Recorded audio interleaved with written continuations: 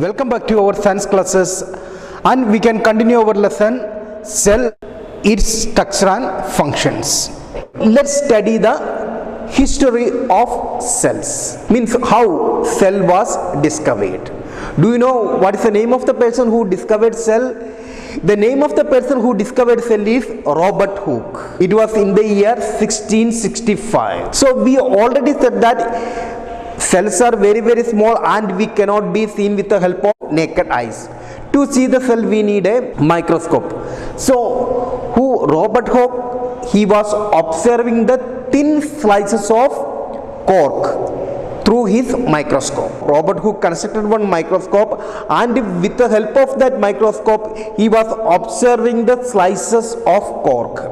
When we observe the slices of cork, when he observed the thin slices of cork, he found that there are some small structures like this, means small compartment structures like this. It was resembles to a honeybee comb. Just like a honeybee comb, like this structure he has observed when he see the cork, thin slices of cork through the microscope. He called them as cells. These compartments he called as cells. So remember, who is the first person who discovered cell? Robert Hooke is the first person to discover cell. So just he got these compartments or small rooms or what is called cells he observed. But with his microscope it was not possible to get the detailed structure of the cell. To get the detailed structure of cell, what we need? We need a compound microscope or electron microscope. So this he discovered cell, and the concept of cell, that means it says that animal or plant, if it is a living thing, it is made up of cells. So this theory is put forward by two German scientists. Their names are Schleiden and Schwann. Schleiden and Schwann. These were the scientists, or these were the biologists who put forward cell theory. So according to this cell theory, cells are structural and functional units of living organisms. This Schleiden and Schwann said that cells are the structural and functional units of living organisms. And also they said that cells arise by the division of pre-existing cells. They said that new cells will be formed from the pre-existing cell. If there is a cell, that cell will divide and daughter cells will be formed, or new cells will be formed. And they said that new cells will be formed only from a pre-existing cell. These are the contents of cell theory. Remember, what are the names of the scientists who proposed cell theory? The scientists Schleiden and Schwann put forward cell theory. Now, how we can observe the cells?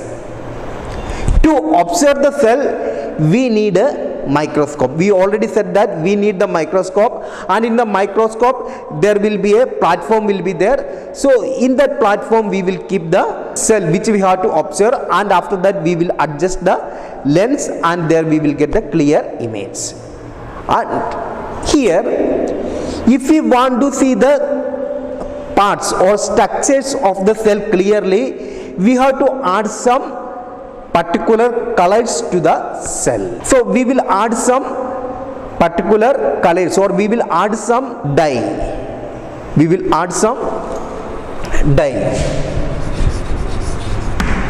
So what the dye we are adding? The dye we are adding is known as stain. The dye or color that we are adding to the specimen to observe it clearly is known as stain, and this process is known as staining.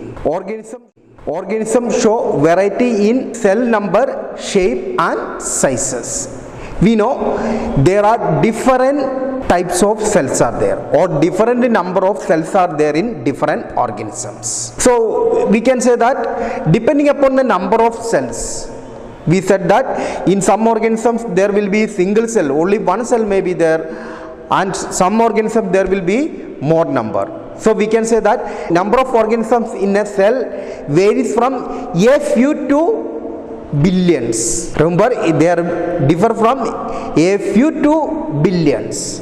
For example, algae contains few number of cells. That means it may be a few number less than 100 cells will be there in an algae. But if you are considering a plant or animal, how many cells it will be there? There will be billions of cells, not million, billions of cells will be there. So we can understand that different living organisms contains different number of cells. So depending upon the number of cells, organism can be broadly classified into two. What are they? Unicellular organisms and multicellular organisms. What are unicellular organisms? What is the meaning of uni? One. If an organism contains only single cell to perform all its life activities, is known as unicellular organism. What is unicellular organism?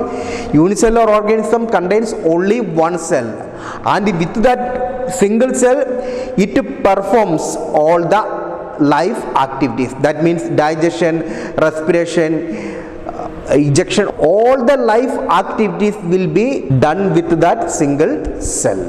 So there are many examples for unicellular organisms. They are amoeba, paramecium. About them we will study at the end of this lesson. So unicellular organisms completed. Now we are going to learn about multicellular organisms. What are multicellular organisms? Multi means many. If the body of an organism contains many cells, then we can call it as multicellular organism.